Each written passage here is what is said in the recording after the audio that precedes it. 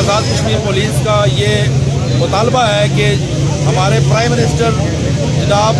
راجہ فاروق حیدر خان صاحب نے جو نوٹیفیکیشن 10/665/71 بتاریخ 11 ستمبر 2017 اپنے آرڈر سے کروایا ہے اس پر امپلیمنٹ کروائیں، بلکہ پرائم منسٹر آزاد کشمیر کے ساتھ ساتھ پرائم منسٹر آف پاکستان سے یہ التجا ہے کہ ہماری آزاد کشمیر کے اندر جو پولیس کو مسلسل وکٹمائز کیا جا رہا ہے، ان کی سیلریاں 8 ماہ 6 ماہ پھر 4 ماہ 14 اور 18 ماہ تک ان کی سیلریوں سے ان کو وکٹمائز کیا جا رہا ہے۔ گھروں میں فاقہ کشی، بچے بھوکے مر رہے ہیں،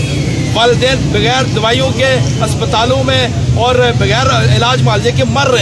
چکے ہیں، کئیوں کی بیویاں جو ہے نا وہ مس کیریج ہو چکی ہیں ایسے حالات میں کہ ان کے پاس گولی اور دوائی کے پیسے نہیں ہیں۔ تو خدا را اگر ہم حق میں ہم آزاد کشمیر کے باشندے ہیں، آزاد کشمیر کی ریاست کی سپاہی ہیں، ہم نے اس ملک کے لیے اپنی جان اور مال کی قربانی دینی ہے اور آگے بھی دیں گے۔ ہم اس ملک کے ثبوت ہیں، انشاءاللہ تعالی جہاں ہمارے خون کے آخری قطرے تک کی ضرورت ہوگی ہم اس ملک کے لیے پیش کریں گے۔ لیکن ہمارے prime minister of Azad Kashmir, prime minister of Pakistan جناب عمران خان صاحب ہمارے اس معاملے کا نوٹس ہیں۔